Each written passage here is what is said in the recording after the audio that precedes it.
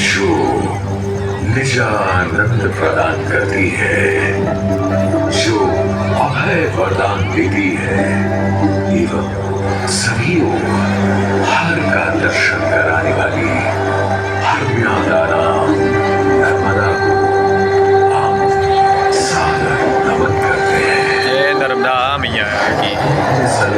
मां नर्मदा के और अमृत जल में सदियों से समाधिस्थ कतारबद्ध खड़ी ये घाट एक समृद्ध गौरवपूर्ण इतिहास की अमर कथा को कहते हुए आज भी प्रतीत होते हैं। इस धार्मिक एवं पुरातात्विक भगवान शिव की पावन नगरी एवं राजमाता की अहिल्याबाई कर्मभूमि माहेश्वर में आप सभी का स्वागत है।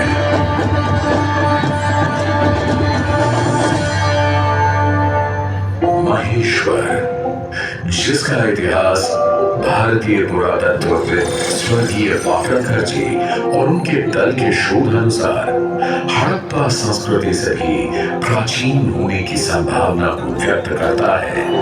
वहीं पौराणिक काल में रचित वेदों, पुराणों और उपनिषदों इत्यादि में इसका वर्णन माहेश्वरी के नाम से किया गया है। इस नगर का उल्लेख रामायण और महाभारत जैसे धार्मिक ग्रंथों में भी मिलता है। ऐसी मान्यता है कि त्रेता युग में माहेश्वरी है वंश के चक्रवर्ती सम्राट कार्तवीर्य अर्जुन की राजधानी थी। 1000 भुजाओं के साथ जन्म लेने वाले कार्तवीर्य अर्जुन को सहस्रार्जुन के नाम से भी जाना जाता है, जो आगे चलकर एक महान चक्रवर्ती सम्राट बने। और उन्होंने ही माहेश्वर या कहें उस समय की माहेश्वरी को बनाया और बसाया। इसी नगरी में सहस्त्रधारा स्थान पर 7 कुंड विद्यमान है, जहाँ सहस्त्रार्जुन भगवान दत्तात्रेय की उपासना किया करते थे, जिससे उन्हें अनेक दिव्य शक्तियां प्राप्त हुई। एक प्रचलित कथा के अनुसार एक बार सहस्त्रार्जुन ने अपनी सहस्त्र भुजाओं के बल से मां नर्मदा के वेग को पूर्ण से जिस कारण उसका रेतीला तल दिखाई देने लगा। तदोपरांत गगन में मार्ग पूछते अपने पुष्पक विमान में विराजित लंकाधिपति रावण ने जब यह रेतीला तल देखा, उन्हें अपने आराध्य भगवान शिव की प्रार्थना करने हेतु यह एक उपयुक्त स्थान लगा। तत्पश्चात ही रावण तल पर पहुंचे और वहीं रेत से एक शिवलिंग का निर्माण कर खूब तपस्या में लीन हो गए। सहस्रार्जुन ने मां नर्मदा के पेट को वापस खोला तो जल के तेज प्रवाह से रावण के साथ साथ उन द्वारा बनाया गया शिवलिंग भी बह गया। क्रोधित रावण ने इस दुस्साहस करने वाले सहस्रार्जुन का पता लगाया और कहा, हे अधर्मी, हे अज्ञानी, तुमने रावण की पूजा में विघ्न डालने का दुस्साहस किया है। तुम्हें इसका दंड अवश्य ही मिलेगा। तुम्हारे पद के पश्चात ही अब मेरा ये क्रोध शांत होगा। मैं महादेव का परम भक्त लंकाधिपति रावण तुम्हें युद्ध के लिए ललकारता हूं। मेरी इन सहस्त्र भुजाओं के समक्ष तुम्हारी ये सब मायावी शक्तियां व्यर्थ है रावण। अब शब्दों की बाण चलाकर निलंबित आओ, युद्ध करो।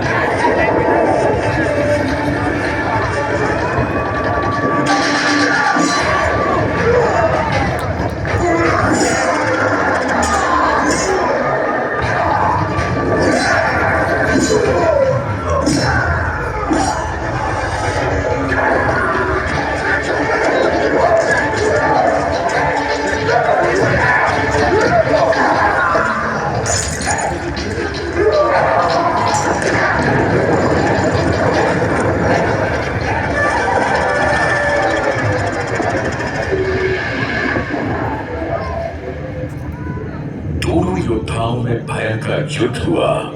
सहस्रार्जुन के बाहुबल के समक्ष रावण की सारी शक्तियां कमजोर पड़ गई। अंततः युद्ध में सहस्रार्जुन विजयी हुए।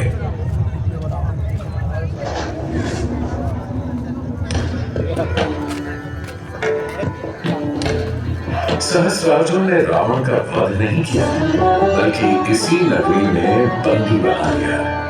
यह मान्यता है कि सहस्रार्जुन की पत्नियां रावण के 10 सर एवं एक हाथ पर दिया जलाया करती थी। आज भी महेश्वर में स्थित राजराजेश्वर मंदिर में 11 अखंड दीपक प्रज्वलित हैं, जो सदैव जीवित रहते हैं।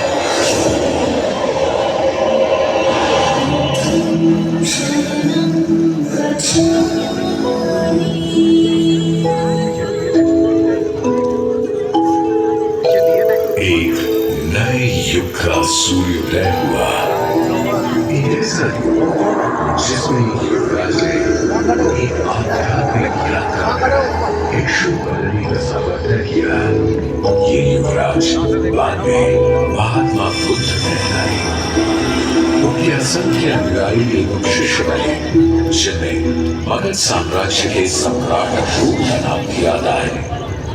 सम्राट अशोक के दादा चंद्रगुप्त मौर्य ने लगभग 4वीं शताब्दी ईसा पूर्व में अवंती को जीतकर उसके साम्राज्य का हिस्सा बना लिया था। अवंती उस समय 16 महाजनपदों में एक जनपद था, जिसकी 2 राजधानी थी, उज्जैनी और माहेश्वरी, यानी आज का महेश्वर। माना जाता है कि तभी से ये क्षेत्र प्रारंभिक और जैन धर्म का केंद्र बन गया। सम्राट अशोक ने धर्म के प्रचार प्रसार करने के कई स्तूप और विहार बनवाए, जो बौद्ध धर्म की परंपरा का हिस्सा बने। इस समय से थोड़ा आगे तो बाघ मिलता है। महेश्वरी के महाराजा सुबंधु द्वारा 416 ईस्वी का एक ताम्रपत्र शिलालेख, जिसे आधुनिक महेश्वर के रूप में पहचाना जाता है, इस विहार के लिए अनुदान की बात करता है। ऐसा भी मानता है कि 10वीं ईस्वी तक बौद्ध धर्म के पतन के साथ गुफाओं को संभवतः त्याग दिया गया था और बाद में ये गुफाएं इस क्षेत्र के बाघों का निवास स्थान बन गई, इसीलिए इन्हें बाघ नाम मिला। समय का पहिया निरंतर जाने कितने ही राजवंश आए और चले गए, लेकिन महेश्वर का अस्तित्व सदैव जीवन ही रहा। कई सदियों बाद महेश्वर एक बार फिर जब सन 1762 में राजमाता देवी अहिल्याबाई होलकर ने इसे अपनी राजधानी बनाया। साथ ही पूर्ण जीवन का प्रतीक माने जाने वाली देवी अहिल्याबाई ने शाही सिंहासन पर ना बैठ राजगद्दी से अपना शासन चलाया। उनका जीवन बड़ा अनुशासन प्रिय था। वे योग, ध्यान, पूजन, राज दरबार के कार्य निश्चित समय पर संपादित करती थी। अपनी प्रजा के उद्धार के लिए लोक माता देवी अहिल्याबाई होलकर ने शंकर अजने वरुण यानी श्री शंकर के आदेशानुसार की शाही मोहर के साथ ही अपना प्रशासन किया। लोक माता देवी अहिल्याबाई होलकर ने सबसे पहले इस पवित्र मां नर्मदा के तट पर एक भव्य किले का निर्माण कराया, जिसे अहिल्या महल या कहें महेश्वर का किला के नाम से भी जाना जाता है। प्राचीन भारतीय निर्माण कला, युद्ध कौशल और रक्षा नीति का एक उत्तम उदाहरण ये किला लगभग 2 वर्ग किलोमीटर के क्षेत्र में फैला हुआ है। इस किले के वर्तमान स्वरूप में छोटे बड़े 5 मुख्य द्वार, बड़े दरवाजों पर द्वारपालों के कक्ष, नियमित अंतराल पर 30 विशाल बुर्ज शामिल हैं। अहिल्या द्वार से सीधे एक सड़क अहिल्या महल की ओर जाती है, जिसे राजवाड़ा कहा जाता है। महल के भीतर ही लोक माता देवी अहिल्याबाई होलकर का प्रार्थना कक्ष भी स्थित है, जिसे देव पूजा के नाम से जाना जाता है। देवी अहिल्याबाई का जीवन भक्ति भाव से परिपूर्ण था। वे प्रतिदिन शिवलिंगार्चन करती थी। आज भी राजवाड़ा में पार्थिव शिवलिंग पूजन किया जाता है। पुण्य श्लोक देवी अहिल्याबाई होलकर की धर्म परायणता का पता इस बात से भी चलता है कि उन्होंने नर्मदा परिक्रमा वासियों के लिए सदा व्रत एवं ठहरने की व्यवस्था, संस्कृत पाठशाला, योग शिक्षा को बढ़ावा, सांस्कृतिक गतिविधियां एवं व्यापार को बढ़ावा देने हेतु अनेक कार्य किए। उन्होंने न केवल काशी में नर्मदा के शिवलिंग नर्मदेश्वर की विश्वनाथ के रूप में स्थापना कर मंदिर का जीर्णोद्धार कराया, बल्कि महेश्वर में ठीक काशी जैसा ही विश्वनाथ मंदिर का निर्माण भी करवाया। इसी कड़ी में उन्होंने महेश्वर में स्थित जगन्नाथ जी के मंदिर के समक्ष पश्चिमाभिमुख विग्रहवीर भगवान परशुराम के सुंदर विग्रह युक्त प्राचीन मंदिर का जीर्णोद्धार भी करवाया। ऐसी मान्यता है कि पौराणिक नगरी महेश्वर भगवान विष्णु के अवतार विप्रश्रेष्ठ भगवान परशुराम की तपोस्थली रही है और आज भी श्रद्धालुओं द्वारा उनकी पूजा अर्चना का क्रम नियमित रूप से चलता है। हिमालय की गोद में स्थित केदारनाथ एवं बद्रीनाथ ज्योतिर्लिंग से लेकर दक्षिण में समुद्र तट पर स्थापित रामेश्वरम ज्योतिर्लिंग तक देवी अहिल्याबाई ने अनेक निर्माण एवं जीर्णोद्धार के कार्य करवाए। उन्होंने ओंकारेश्वर, त्र्यंबकेश्वर, जगन्नाथपुरी, उज्जैन, द्वारका, पुष्कर, नासिकाली पूरे भारतवर्ष में मंदिरों के जीर्णोद्धार एवं निर्माण कार्य के साथ साथ अनेक घाटों, बावड़ियों एवं धर्मशालाओं का निर्माण कार्य भी करवाया।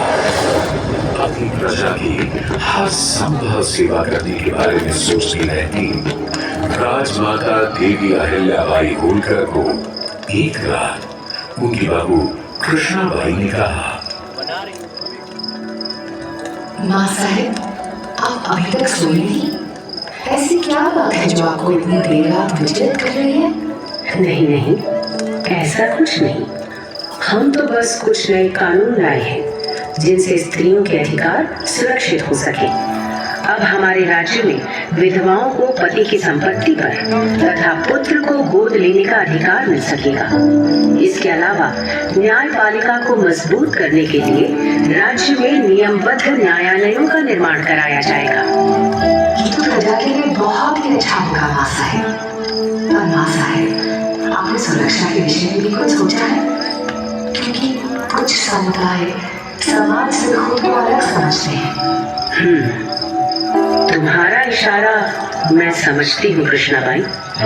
मैंने विभिन्न समुदाय के लोगों को समाज की मुख्य धारा में लाने का फैसला कर लिया है।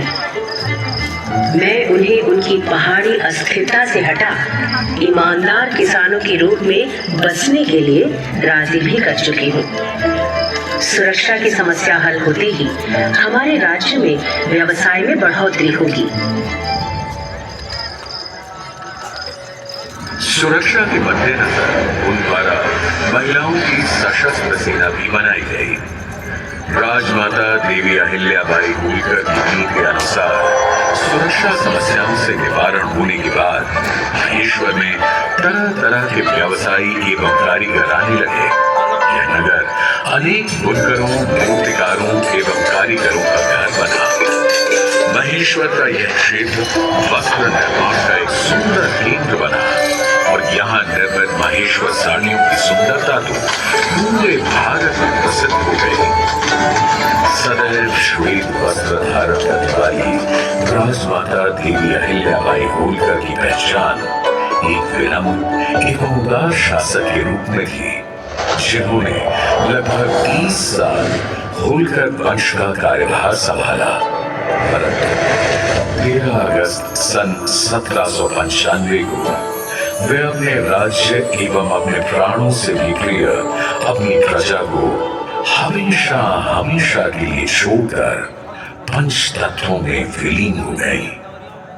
होलकर राज्य में दरबारी पंडित खुशहाली राम ने पुण्य श्लोक देवी अहिल्याबाई होलकर के गुणों का वर्णन करते हुए अहल्या कामधेनु नामक ग्रंथ भी लिखा, जो देवी अहिल्या कामधेनु के नाम से प्रसिद्ध है। राजमाता देवी अहिल्याबाई होलकर के कुशल नेतृत्व एवं सैन्य प्रतिभा ने आने वाली पीढ़ियों को प्रेरित किया। 19वीं शताब्दी के शुरुआती दौर में होलकर राजवंश से ही महाराजा यशवंतराव होलकर ने ब्रितानी हुकूमत के खिलाफ जंग छेड़ दी। उन्होंने भारतवर्ष के सत्ताधारी राजाओं को एकजुट कर अंग्रेजों को भारतीय शासन से खदेड़ना शुरू कर दिया। महाराजा यशवंतराव होलकर की बहादुरी और सटीक युद्ध रणनीतियों से भयभीत हो अंग्रेजी अफसर चार्ल्स मेटकाफ ने भी ब्रितानी हुकूमत को लिए अपने एक पत्र में लिखा, I'm compelled to feel that we are disgraced and Holkar is the prevailing power in Hindustan.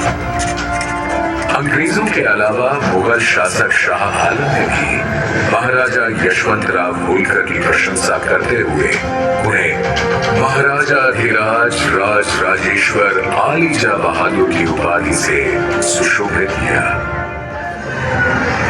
आजादी की पृष्ठभूमि से आगे चले तो महेश्वर का ये शहर समृद्ध इतिहास, कला, धर्म, संस्कृति एवं पुरातात्विक धरोहरों को संजोए हुए आज भी खड़ा है। अपने धार्मिक महत्व के कारण ये शहर काशी के ही समान भगवान शिव की नगरी है, इसलिए इसे गुप्त काशी भी कहते हैं। प्राचीन माहेश्वरी और भगवान शिव से जुड़ी एक किंवदंती आज भी सुनने को मिलती है। त्रिपुरासुर के वध के लिए भगवान शिव ने माहेश्वरी और मां नर्मदा के संगम से एक रुद्र अवतार किया था और अपने दिव्य बाण से त्रिपुरासुर का वध किया। अग्नि की प्रार्थना से भगवान शिव शमनेश्वर और कालेश्वर के रूप में 2 मंदिरों में आज भी विराजित है। भगवान शिव की ये पावन नगरी ऋषि मुनियों को भी सदा प्रिय रही है।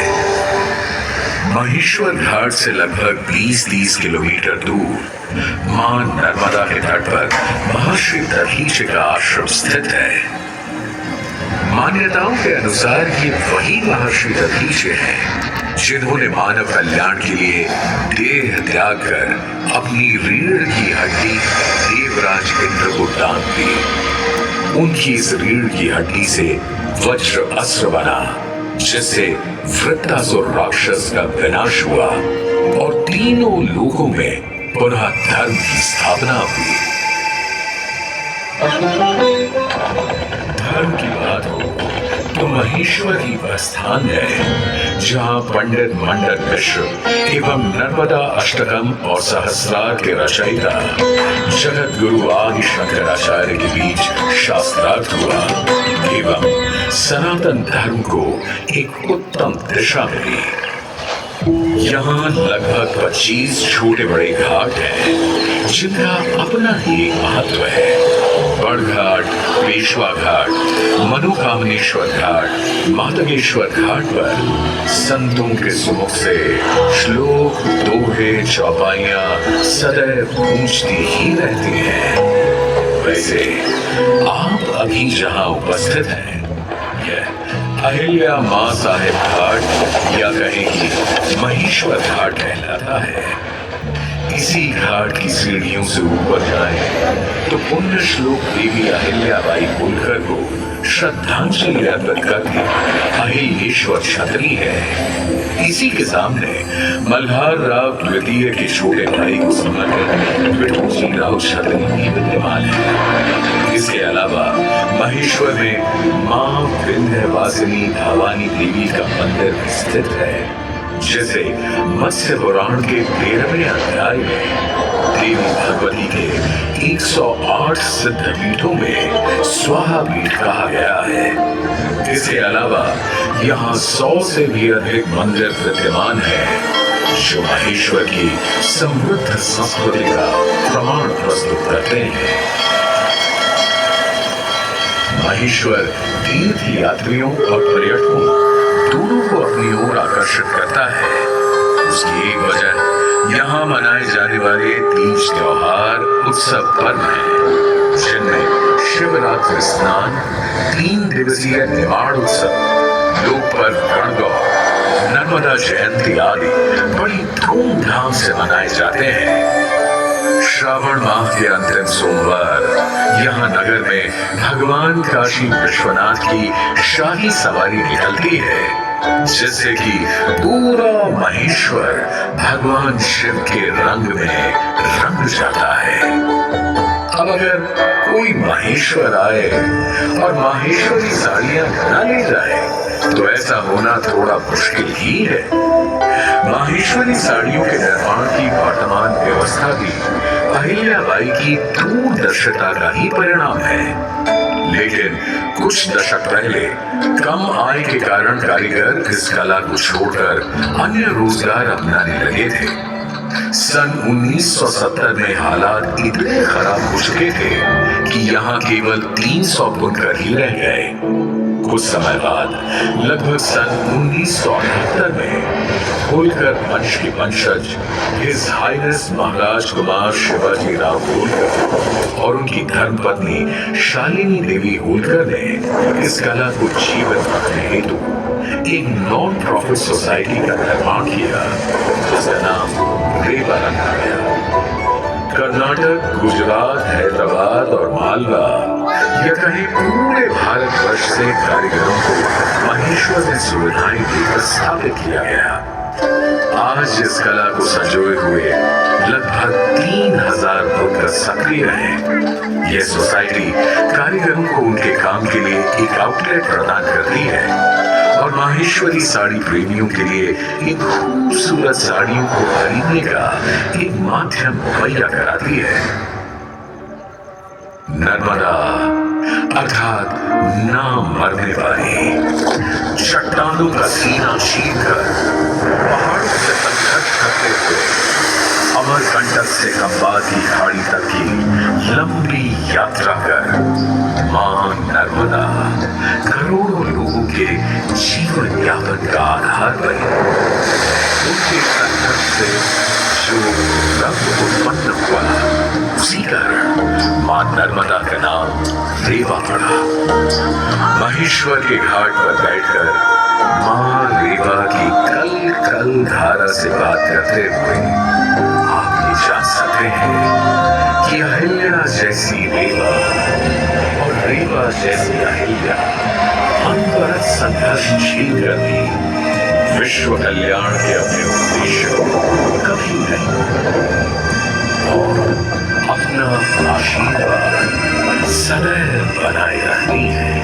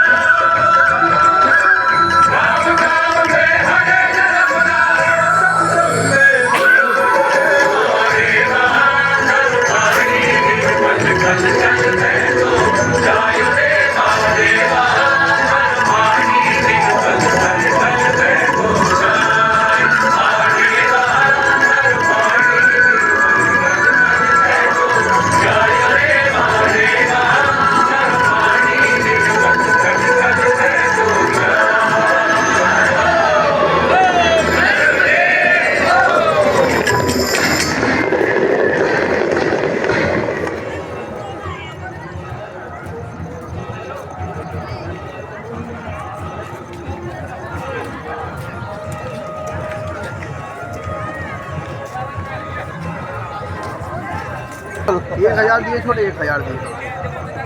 क्या भी वो ये लगाया है यार इन्होंने।